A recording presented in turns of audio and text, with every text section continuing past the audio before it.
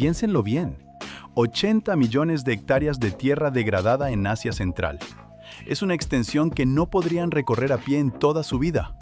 Cada año, desde el Aral seco, se levantan 100 millones de toneladas de sal envenenada que vuelan hasta los glaciares del Pamir. En ese mismo tiempo, la región perdió el 90% de sus bosques.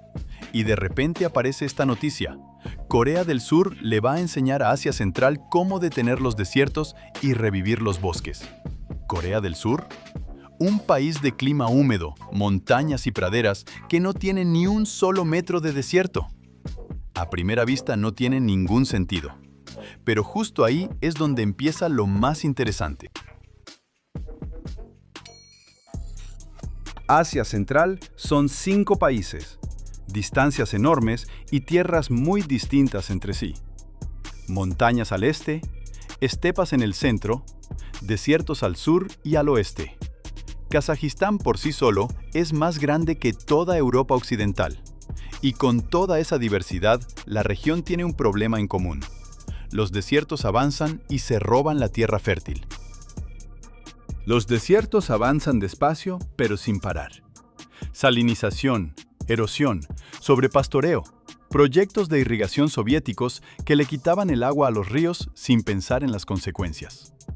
Según datos de la ONU, más del 20% de todo el territorio de Asia Central ya está degradado. Son 80 millones de hectáreas de tierra que dejaron de alimentar bien, de sostener raíces y de retener la humedad. Con los bosques hay una historia aparte. Aquí, en los valles montañosos del Tian Shan y el Pamir, alguna vez crecieron manzanos silvestres, nogales y pistacheros. No eran plantaciones, sino bosques salvajes de verdad. De aquí, por cierto, provienen todas las variedades cultivadas de manzana que hoy crecen en huertos alrededor del mundo. En los últimos 50 años, el 90% de esos bosques desapareció. En su lugar, quedaron, en el mejor de los casos, arbustos escasos. En el peor, laderas peladas, arrasadas por la lluvia y el viento. Y el viento en Asia Central merece su propia conversación. Las tormentas de polvo siempre existieron aquí, pero con la desaparición del mar de Aral se volvieron algo diferente. El Aral se secó tanto que en su lecho se formó un nuevo desierto, el Aralkum. 60.000 kilómetros cuadrados de sal y arena pelada donde antes había agua. Y cada año esa sal sube al aire y se dispersa por toda la región. Según investigadores, en 30 años la concentración de polvo en el aire de Asia Central creció un 10%, solo por el Aral. Cuando vi por primera vez el dato de 100 millones de toneladas de sal al año, no entendí de inmediato la magnitud. No es polvo de camino, es polvo que encuentran en los glaciares del Pamir, a 1000 kilómetros del Aral. Un polvo que acelera el derretimiento de esos glaciares. Y los glaciares del Pamir son el agua de los ríos que alimentan a cientos de millones de personas. Pero, ¿qué tiene que ver el bosque con todo esto? ¿La sal del Aral? ¿Los glaciares del Pamir? ¿Qué relación tienen los árboles con todo eso? En realidad, lo único que puede detener ese polvo son las cortinas forestales. Paredes vivas, grandes y largas, hechas de árboles. Pero, ¿quién y cómo va a plantarlas en el desierto? Y fue justo aquí, en esta región de laderas peladas y polvo salado, donde llegó Corea del Sur hace algunos años. No llegó con dinero ni con discursos, sino con una organización que ella misma creó. Se llama AFOCO, la Organización de Cooperación Forestal de Asia. 17 países miembros, 3 de los cuales están aquí mismo, en Asia Central. Pero la pregunta principal no es para qué, sino quién. ¿Por qué precisamente Corea? No es casualidad ni un gesto político. Detrás de esto hay una historia muy concreta que vale la pena contar. Porque sin ella, no se entiende de dónde sacan los coreanos el derecho de enseñarle a alguien a plantar bosques. En 1953, justo después del fin de la Guerra de Corea, el país estaba en ruinas. Las ciudades destruidas, sin industria y alrededor montañas completamente peladas. No es una metáfora, literalmente peladas. La reserva de madera por hectárea era de 6 metros cúbicos. Para comparar, un bosque sano y normal da 150 para arriba. Las montañas coreanas parecían un paisaje lunar. Las causas fueron varias. La ocupación japonesa, durante la cual los bosques fueron talados para las necesidades de la industria. Luego la guerra, que quemó lo que quedaba. Y después, simplemente la pobreza. La gente subía a las montañas a buscar leña porque no había otra forma de calentarse. En Corea los inviernos son fríos y no existían otras fuentes de calor. El gobierno lanzó un programa de reforestación a finales de los 60. Al principio fueron plantaciones forzadas. Luego surgió el movimiento Saemaul-undong, la creación de una comunidad social moderna, cómoda y funcional, que tomó la idea y la convirtió en una campaña popular. El Día del Árbol se volvió fiesta nacional. Estudiantes, soldados, funcionarios, todos salían a plantar. El lema era simple: hagamos verde nuestra patria con nuestras propias manos. Y funcionó. La ONU reconoció a Corea como el único país en el mundo que logró recuperar por completo sus bosques mediante plantaciones artificiales después de la Segunda Guerra Mundial. En 40 años. Hoy, el 65% del territorio de Corea está cubierto de bosque. Esas mismas montañas peladas, de las que hablé ahora, son bosques verdes y vivos. Y aquí hay algo importante. Los coreanos no solo plantaron árboles y se olvidaron, construyeron todo un sistema: monitoreo satelital de bosques, bancos genéticos de semillas, sistemas de alerta temprana contra incendios, modelado climático. Lo que empezó como supervivencia se convirtió en tecnología, y ahora esa tecnología la están llevando a Asia Central. Pero antes de hablar de lo que los coreanos están haciendo aquí y ahora, hay que entender con qué se encontraron cuando llegaron, porque se encontraron con cosas que no se ven en el mapa. Kazajistán fue el primer lugar al que los coreanos llegaron con algo concreto, y el motivo era de hierro. Junio de 2023, región de Abay, la reserva forestal de pinos Semey Orman. El incendio ardió varios días, y cuando por fin lo apagaron, en el lugar de 90.000 hectáreas de bosque de pinos quedó tierra negra. 15 guardabosques murieron. 90.000 hectáreas son pinos de medio siglo o más. Árboles que crecieron durante más tiempo del que vivimos la mayoría de nosotros, en cuestión de días. Al ministro de Situaciones de Emergencia lo despidieron en pleno incendio, mientras todavía ardía. Los especialistas coreanos llegaron al lugar en el otoño de ese mismo año. Sin cámaras ni comunicados de prensa. Midieron el suelo, revisaron los viveros, calcularon qué era realista recuperar y en cuánto tiempo. Y año y medio después firmaron un memorando. Recuperación conjunta de las zonas quemadas. Sistemas coreanos de monitoreo de incendios. Capacitación para los guardabosques kazajos. Sobre el monitoreo, vale la pena decir algo aparte, porque no es solo una palabra bonita. Kazajistán tiene satélites, tiene sistemas de información geográfica. Pero en 2023, los ecologistas decían abiertamente: todo eso existe, pero no funciona como debería. La gente fue a apagar ese incendio con radios que se quedaban sin batería. Después, Tayikistán. Esa es otra historia. Allá no hay incendios así, pero sí otro problema. No hay mucho con qué plantar. Para recuperar bosques se necesitan plántulas. Para criar plántulas se necesitan semillas. Para guardar semillas se necesita infraestructura, y esa no existe.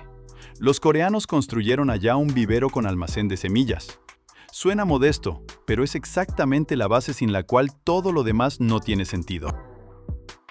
Y no son semillas cualquiera, son locales. Recolectadas aquí, de árboles que ya sobrevivieron en este clima, a esta altitud, en esta sequía. Un árbol de una plántula importada y un árbol de semilla local son árboles distintos en términos de capacidad de supervivencia. Los coreanos saben eso no por los libros.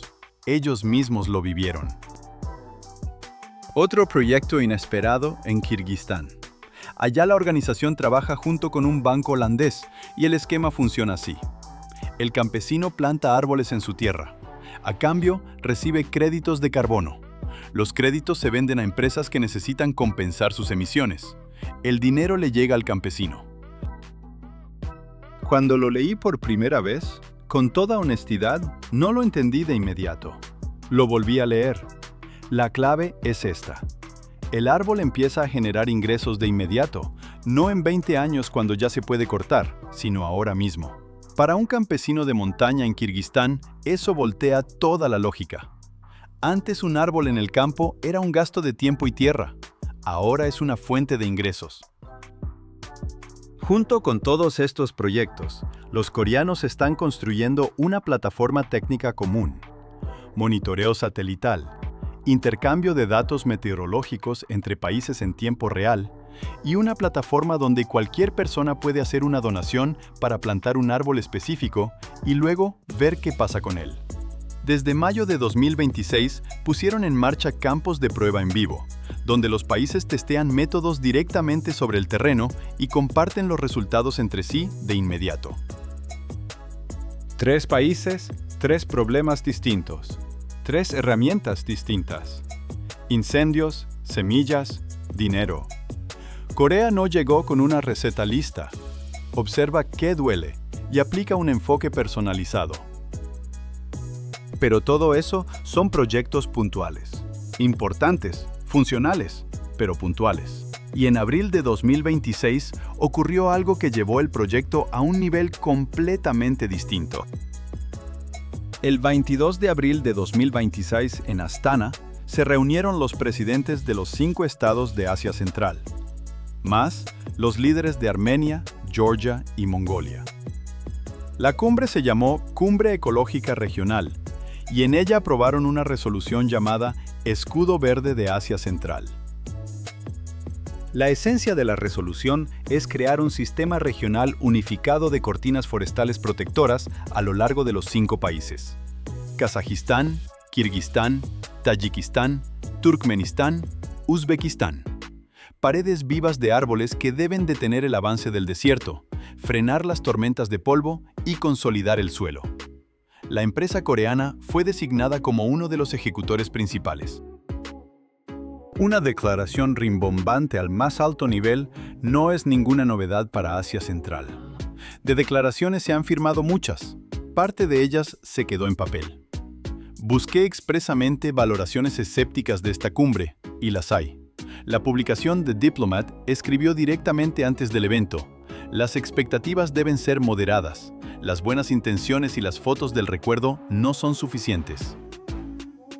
Pero hay un detalle que distingue esta historia de una declaración ordinaria. Poco antes de la cumbre, en ese mismo 2026, AFOCO recibió la acreditación del Fondo Verde para el Clima. Es una estructura de la ONU por la que circulan grandes cantidades de dinero internacional para proyectos climáticos. Sin esa acreditación, la organización solo podía contar con las aportaciones de los países miembros. Con ella, se abre el acceso a volúmenes de financiamiento completamente distintos. Eso cambia el panorama por completo. Una cosa es que un país plantee árboles con lo que tiene en el presupuesto. Otra cosa es cuando detrás del proyecto está un fondo climático internacional con recursos de miles de millones. La escala es completamente diferente. Y un dato más que no esperaba encontrar. De 2013 a 2024, AFOCO implementó 65 proyectos con un presupuesto total de $231 millones. No son planes futuros, es lo que ya se hizo. La organización lleva menos de 10 años existiendo y ya tiene muchos proyectos realizados a sus espaldas. El escudo verde es un intento de pasar de proyectos puntuales a un sistema. No un vivero en Tayikistán, ni un bosque quemado en Kazajistán, sino una franja continua de árboles vivos a lo largo de toda la región que funcione como un organismo único. Detener el polvo donde se levanta, retener la humedad donde hace falta. ¿Si va a funcionar? Esa es una pregunta honesta. Pero el hecho de que 5 presidentes hayan firmado esto al mismo tiempo y que la ejecución esté a cargo de una organización con experiencia real y ahora con acceso a dinero serio, eso ya no son solo palabras en papel. qué les da todo esto a las personas concretas? No a los países, no a las organizaciones, sino a las personas. Empecemos con Kazajistán.